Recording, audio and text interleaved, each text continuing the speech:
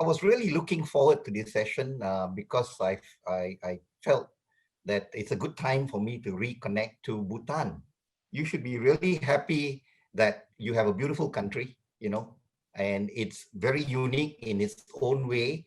And I think your uniqueness can be leveraged.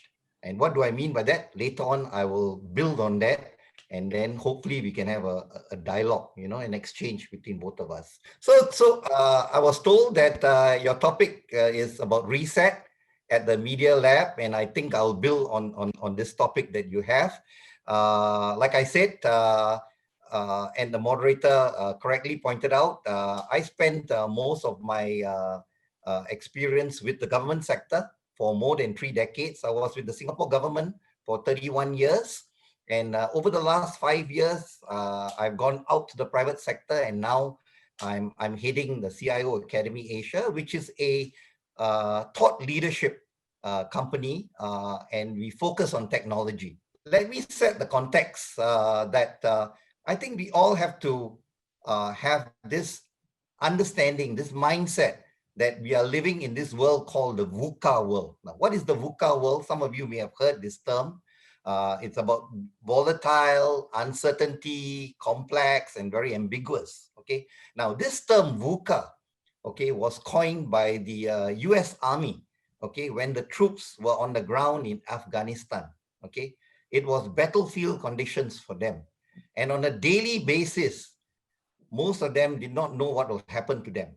Okay, because they were surrounded by terrorists, they were surrounded by snipers, and on a daily basis, they had to manage their lives with uncertainty. Okay, the same analogy now can be used to what is happening in the world today. Okay, and I've sprinkled some of the uncertainties that exist today. Okay, for instance, we have global warming, right? And most of you in the media sector have heard about this thing called fake news, right?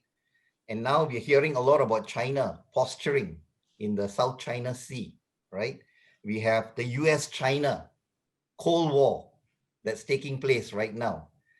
And then we have closer to your home, in fact, we have the China-India border conflicts, right? I'm sure that will have an impact as well on you, right? Since you are so close to all this that's happening at the border, right? And then we have this black swan called COVID-19.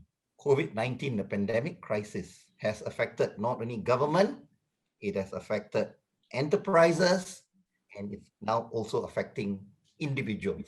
Okay, so all levels, right, within the society is affected, right, by the pandemic crisis, correct?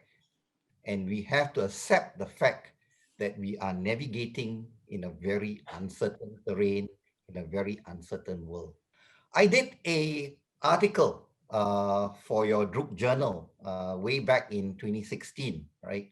And it was more like a very analytical look at your e-governance journey.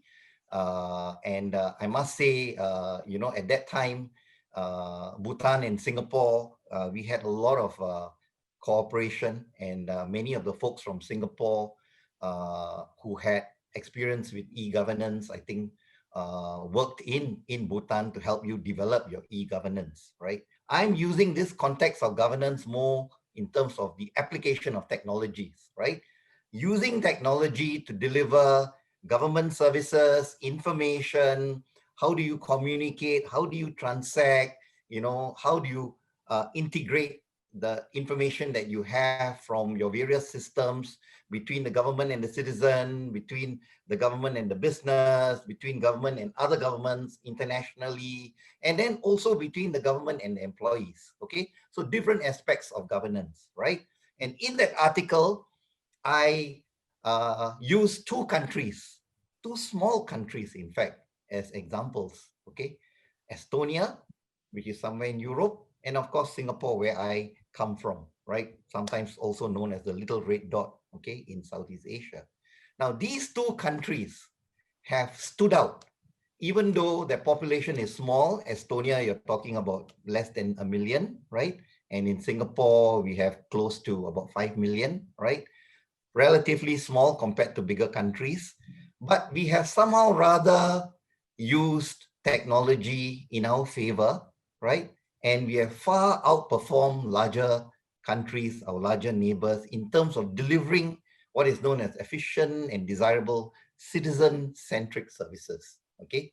Because of a smart way of leveraging technology, okay? So technology for us is a force multiplier because of the lack of people, right, within the country, right? When your population is small, okay, you have to find ways and means, right, to do and function more than the people that you have and the resources that you have. So therein lies the use of technology, right? I picked up a phrase that somebody used, and maybe this is something that all of you should remember. Let's move from PPT to EXE, okay? A lot of your plans are covered in PPT, PowerPoint slides, but it's more important for you to move on to EXE, execution. Both our Estonia and Singapore held very well during the crisis because we invested heavily in the digital infrastructure, in the digital services, right? And it kept us well during the crisis, especially with the isolation economy during the lockdown, where everybody had to work from home, everybody had to operate, on their own. We had very strong Wi-Fi, we had very good network, we had very good distance learning for the educational sector, and it kept us going, it kept the economy going, okay, because of the investments that we've made in technology. As I mentioned earlier, the Black Swan has just completely disrupted every levels of society, right? And I like to quote this metaphor, right, from Warren Buffett, who is a investment guru from the US. I think many of you may have heard him, right? He says, only when the tide goes out do you discover who's been swimming naked. Okay? Just think about this phrase. Very succinct. It can be applied to the situation with the current pandemic crisis, okay, right? The crisis has exposed society at every levels, okay? Governments have issues in many countries about how to lead, how long should the lockdown be? Do they have sufficient food supplies? Do they have sufficient masks? Are the hospitals ready, right, to accept the COVID cases, right? And the list goes on and on. And different countries have their own peculiarities. Singapore, for instance, we rely a lot on foreign workers. Our foreign workers, a lot of them come from India, from Bangladesh, from China, right? And hundreds and thousands of foreign workers are kept in dormitories here in Singapore, right? During the lockdown, we realized that most of the foreign workers were not allowed to work. Many of our projects in Singapore were at a standstill. Okay, so the crisis kind of, will expose all your shortcomings, right, overnight. So this is a really nice picture, which I thought I should share with you. Is, the crisis has done this, right? You're looking to navigate, you're looking for directions, you're holding a map, and suddenly there's this gush of wind comes and sweeps you off and blows into your face. There's no way you can find your way. So there is a large pause that's taking place today. But I think what's more important is that we have to realize that we have to hit the reset button. And what do I mean by that? I think we've used this term in Singapore a fair bit called emerging stronger. How do we emerge stronger from the crisis, right? Technology or digital is probably one part of it, but I'm quite sure, there are other aspects as well that needs to be addressed, okay? But because my focus is very much on technology, so I'm going to use this term called the paradigm shift in digital, because now suddenly everybody is talking about how best to use technology, right, to address many of the problems that we have in the world today and also find solutions, right? Because the pandemic crisis has in some ways isolated everyone. And the only way we can connect with each other is through technology. We did this survey and I thought, it's useful for you to know. On the left side, it's a bit of a joke, but, when people talk about digital transformation, they used to ask, so who leads in your company digital transformation? And it's not McKinsey, it's not CEO, it's not the CTO, but it's COVID-19, right? So COVID-19 has accelerated, right, all companies' efforts for digital transformation, whether you like it or not, right? We also asked many companies, and during the crisis, I did a poll with many companies here in Singapore. What would you think will be your main drivers for digital transformation? And the top three would be customer needs are changing today, right? Their expectations are changing, and more so now during the crisis, right? Many people are going online, right? People are using e-commerce. There are more opportunities now because you're gone virtual. Now you can travel all around the world. You're not confined to your own country, right? If you go online. And the third one was about, using new technologies. There's a lot of game-changing technologies. You've heard of artificial intelligence. You've heard of, AR, VR, right? You've heard of cloud. Okay, these are all game-changing technologies, data analytics that will change the way, we operate in this world. I use this to describe what is happening and how we're going to recover from the crisis. Okay. Many people have used all the different alphabets, L shape, V shape, but I think what is happening right now is more a K shape recovery. Okay. K shape in the sense that, you're going to find there are winners and there will be losers. Okay. So this poll was taken in Singapore. The winners, okay, the ones that are shaping up would be those in the financial sector. They're still doing fairly well. Those who are involved in e-commerce, because everybody's gone virtual, those companies are doing well, right? Surprisingly, in Singapore, private homes are still selling very well. Maybe it's a safe haven for many of them, especially for the people who are more well-to-do, more wealthy, they can afford, right?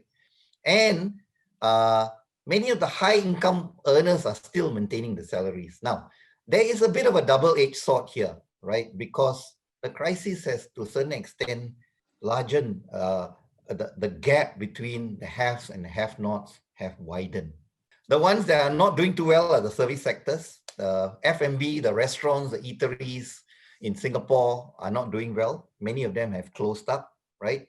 Now, as they say, Winston Churchill said this in the Second World War in 1940.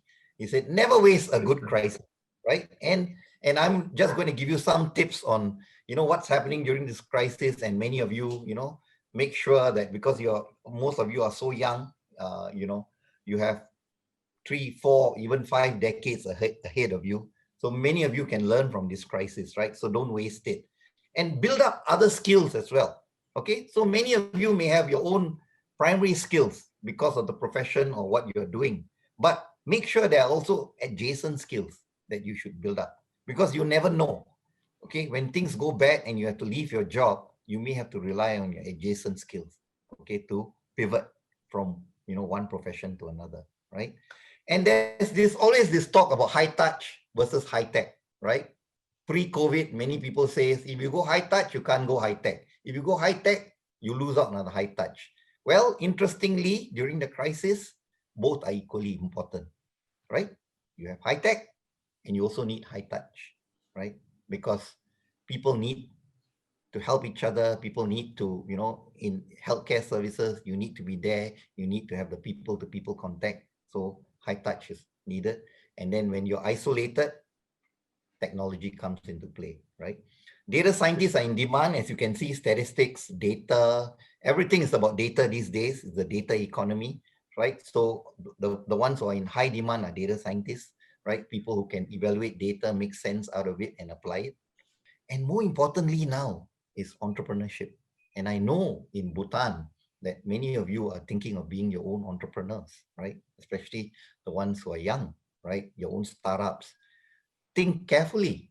And maybe it's an area that many of you can get into, because now suddenly you have the virtual space, right? You can travel anywhere. You can get in contact with many people across the borders, right? And you can create your own companies virtually. So seriously think about this as well. Make sure you make the right decisions and make sure you execute them. Thank you very much.